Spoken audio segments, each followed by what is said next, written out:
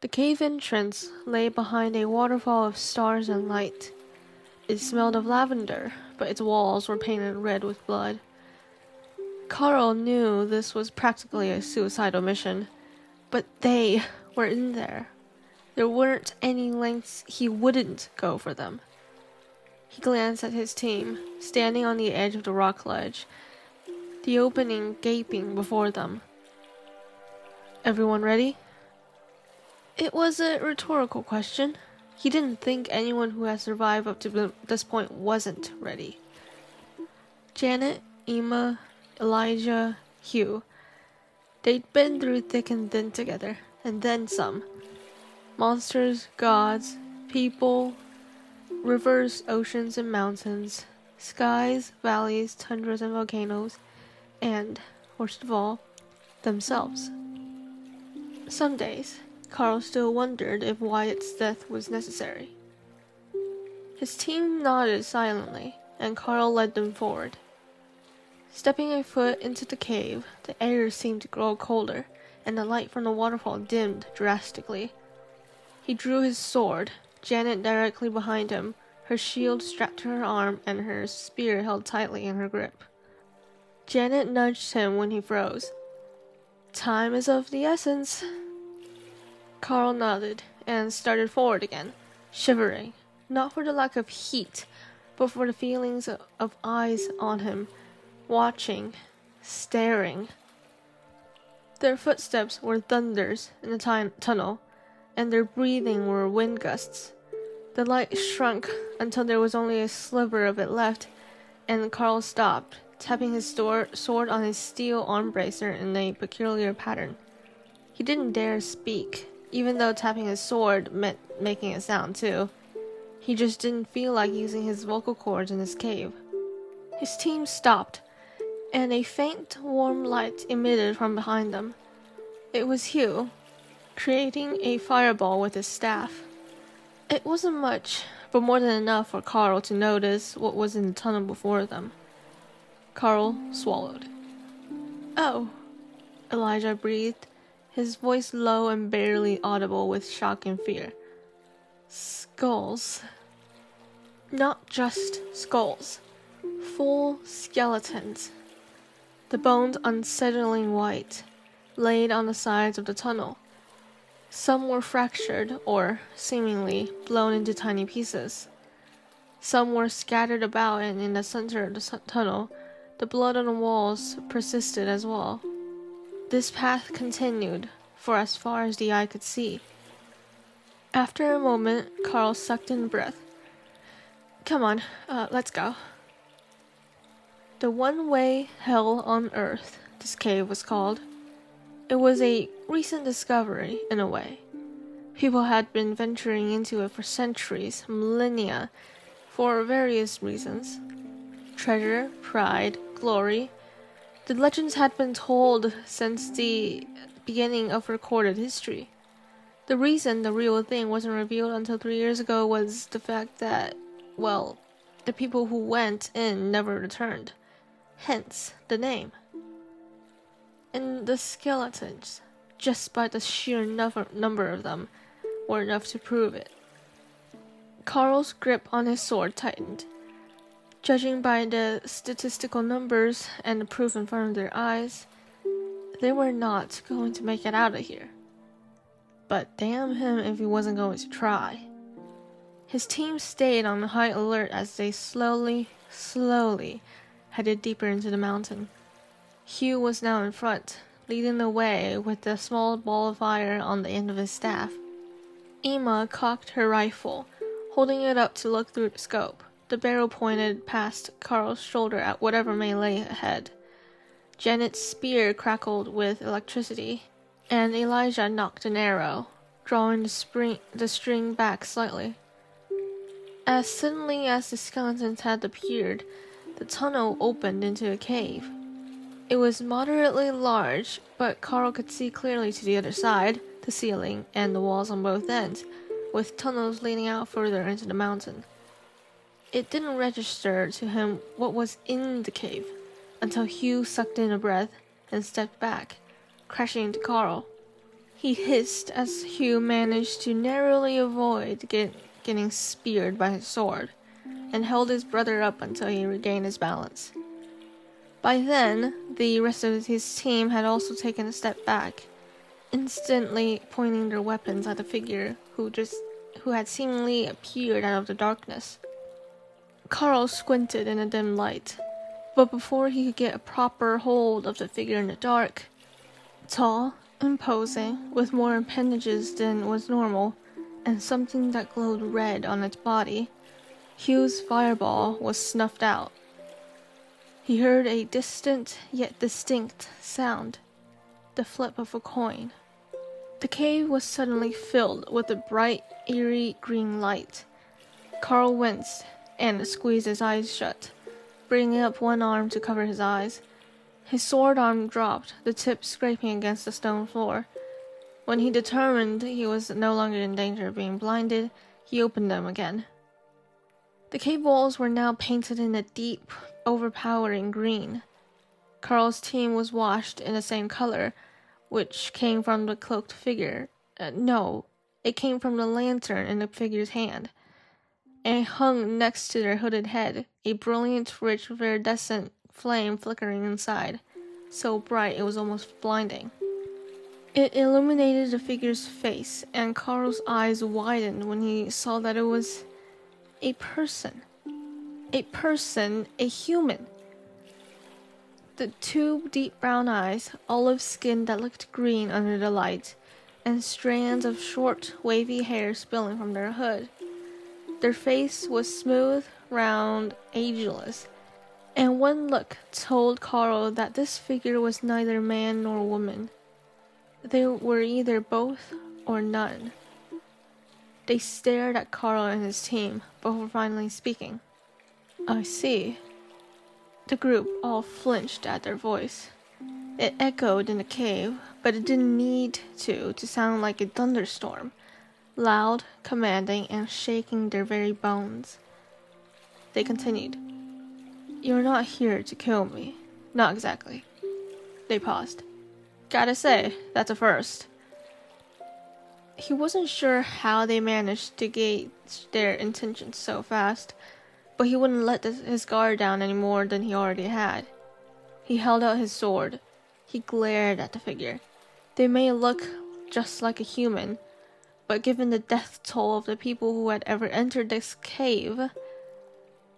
"No, however, we will not hesitate if you try to kill us.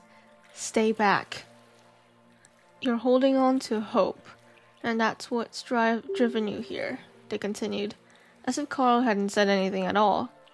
"Yet interestingly, you're losing it by a second, just by standing before me." Karl clenched his jaw and stepped in front of Hugh and Janet, holding out an arm to stop them from following. "If you know so much, then tell me. There was a girl and a boy who came here sometime last year, named Coral and Jay. They're alive. I know they are. Where are they?" The figure was silent for a long, long moment. Karl felt his stomach drop, and he tried to keep his hands from shaking. Even with the green fire illuminating their face, it was utterly impassive and unreadable. Coral and Jay, huh? They mused in silence for a moment longer. The two young ones that were captured as slaves and brought here as an offering. Yes, I remember. Yet another moment, where the only sound was the flickering of the flames. Karl exhaled through his nose. He was close. So close. But he couldn't provoke this person. He didn't know what they were or who they were. Frankly, he didn't care. He was so close. "The rest of you, you're here for someone as well. This is truly unexpected. Never have I had people so devoted to someone else walk in here willingly." Janet finally spoke, her patience having run out. "And what about a little girl named Gabrina? Where is she? I know she's alive. They're all alive. Where are they?" "Janet?" Karl's warning was cut off. The figures shook their head. So impatient. They turned and walked toward the tunnel on the right. Everyone in their group flinched again. Then they stopped and turned their head, dark eyes staring straight at them. "What are you waiting for? I'm taking you to them." They disappeared down the tunnel, the green light spilling from its mouth, but getting gradually farther away. Karl let out a breath he hadn't known he was holding. He looked at the others, questioning. "Do we go after them?" Janet was gripping her spear so hard her knuckles were bone white, but she was nodding. Emma was shaking her head fiercely, her eyes filled with alarm. Her fingers fiddled with the trigger, which made Karl nervous. Elijah shook his head too, an arrow on his bowstring, the tip coated with magic. He was gesturing with his eyes behind them, as if signaling that they should just go. Hugh nodded, swallowing down his fear, but determined. They had come here on a mission, after all. They'd been with each other for an entire year, been through everything together. They understood each other better than they understood themselves. Even if Emma and Elijah were reluctant to continue, they wouldn't hesitate if that was what the majority decided. In truth, they wanted to rescue their family and friends from this monster's grasp just as much as everyone else. Wyatt had died for it. If they had been in that position, they would have made the same decision. The boat tied. They looked towards Karl. He didn't hesitate and turned to follow the figure down the tunnel. His team followed. Quickly catching up, they trotted just behind as the figure weaved through the tunnel, which twisted and tilted, until Karl's sense of direction was a mere recollection. No one spoke a word. Finally, they emerged in another cave. This one was bigger, but other than that, it was no different from the first one. Walls that glowed green under the lantern's light, yet another tunnel that led away into the mountains. No, there was another difference. Karl froze in his spot by the cave entrance and inhaled sharply.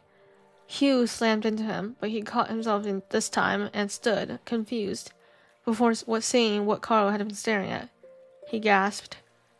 Janet rushed forward, past the figure, uncaring of anything else, and slid on her knees as she knelt on the ground. Emma dropped her rifle, letting it hang at her side from its strap, her hands covering her mouth. Elijah stood there, stunned, his arrow aimed at the ground now. Before them, on the ground, laid neatly around the edges of the cave, eyes closed, their legs stretched out, their hands on their stomach as if a corpse in a casket, were humans. People. Actual, mortal people.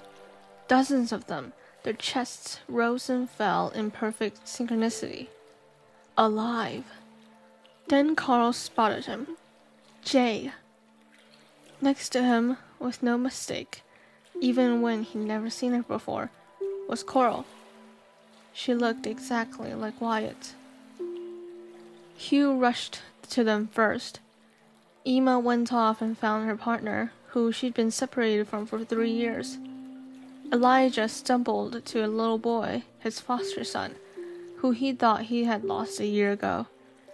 Janet was already knelt by Gabrina, her little sister.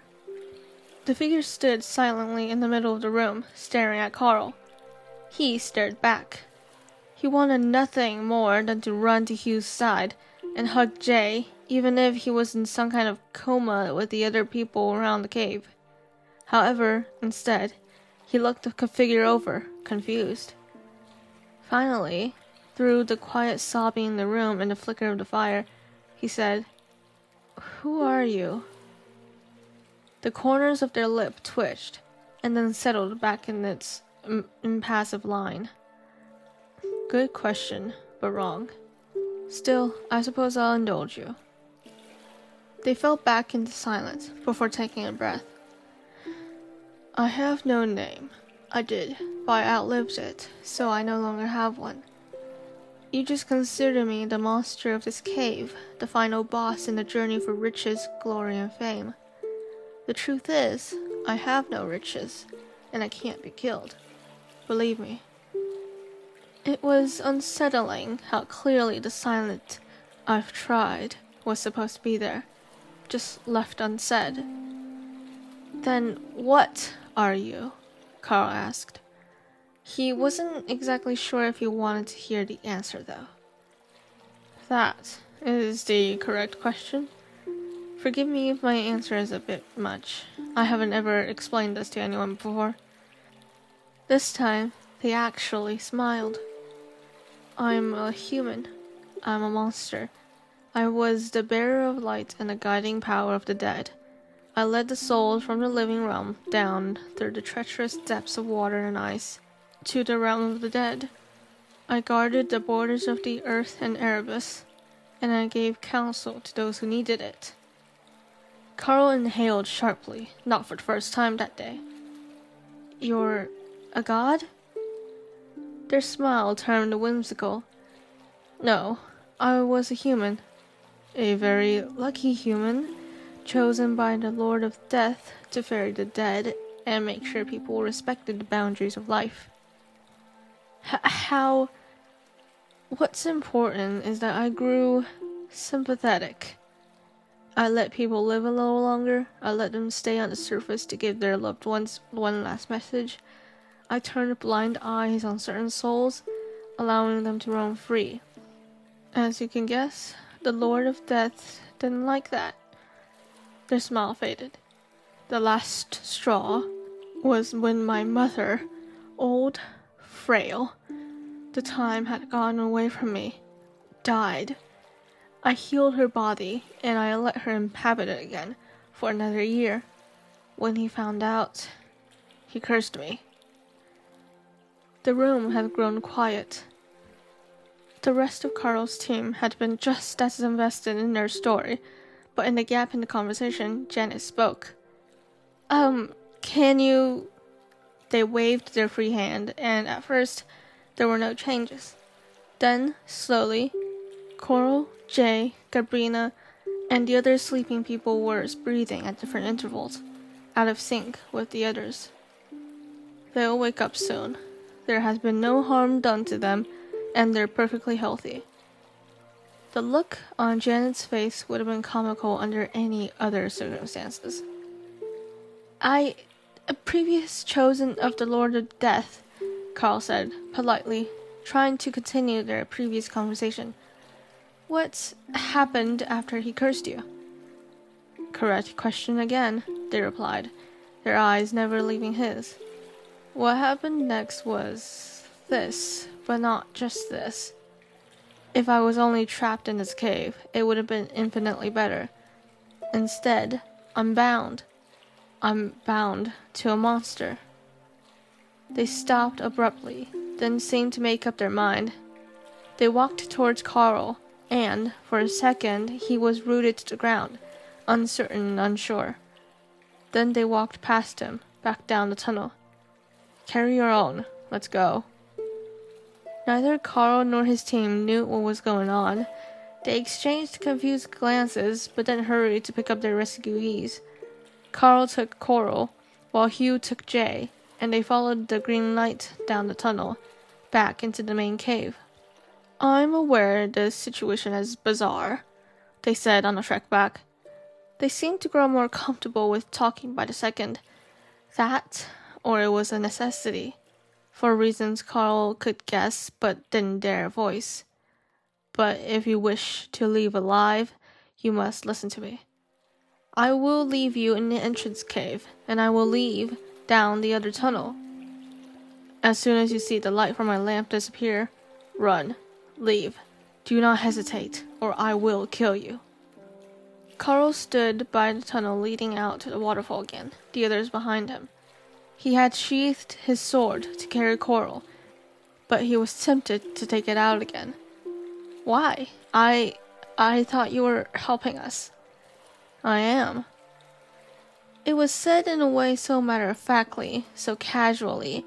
It was like they were in a normal, everyday conversation. It almost made Karl forget that this was someone who killed hundreds, thousands, maybe hundreds of thousands. You have killed almost everyone who came in here before us, Karl said. The rest of his team nodded. It was their way of doing things. Karl was the talker. He was the one who spoke for them all. Why? And why spare them and us? They had turned away, the large lamp hiding their face. I lied earlier. I can die. They looked at Karl again, and their eyes made him shudder at the intensity. But I refuse to. I refuse to give the Lord of Death the satisfaction.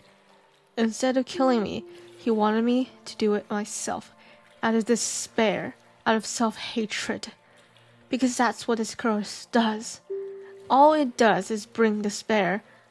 I killed them, every single fame-seeking scum, to survive. I need to kill them to survive. The monster I'm bound to needs to kill them to survive. And us? Karl pushed. He needed to understand. If you're a monster, why haven't you killed us yet? And the others? They lowered their head. If I must do whatever it takes to survive, even the worst of the worst things, how can I kill those who are doing the same? And you're here to ensure another's survival. They looked up and started toward the tunnel. How can I kill you when I've done the same thing before? You may call me a monster, because that is what I am. But wouldn't you do anything to ensure your own survival too? They paused. Now, remember, you see the green light fade. Run. And they were gone. Karl was shaking. Hugh looked to be about in the same state. Janet had her shield covering Gabrina, her eyes wide as she stared at the tunnel they had disappeared into. Emma had lowered her eyes, carrying Tim, Elijah's son, while Elijah himself carried Emma's partner, Yusuf, with a grim expression. Moments later, the green light disappeared. As always, after an entire year spent together, learning about each other, getting to know each other, they moved in perfect harmony and escaped down the tunnel. Hugh had casted another fireball, this one smaller, as it was not with his staff, but it was enough. Enough to see the skeletons rising from where they laid, bones clacking against each other and joints creaking. They reached out their hands, grabbing at their ankles. Emma managed to grab her rifle with one hand, the other holding Tim, and sent out volleys of bullets, which only knocked the skeletons down briefly. They kept closing in. They weren't fast, but they were numerous. They howled with non-existent vocal cords and launched themselves at them, but Karl's group had fought worse monsters before. Never this many, however. Never this many. He could see it. The faint circle of the waterfall up ahead. The ending of the skeletons. But they were closing in. Dozens were blocking the way. They wouldn't be able to fight with their families in their arms, unconscious. There it was again. That distinct, distant sound. The flip of a coin. And the skeletons all dissolved and crumpled into ash, carried away by the faintest breeze from outside. There was a roar from far, far behind them. Then they were through. They were out. They emerged into a bright sunny day, plunged into the waterfall, leaping off the rock ledge. When they swam onto shore from the lake below, the waterfall made of stars and light. Hiding the cave painted with blood and smelled of lavender, their rescuees were waking up. As Karl hugged Coral, who cried and grieved for her late brother, he glanced up at the cave, just in time to hear it again. The flip of a coin. He ignored it this time. Instead, he closed his eyes and whispered gentle words of comfort as Coral sobbed into his shoulder. Wyatt deserved to have his sister be happy, at the very least.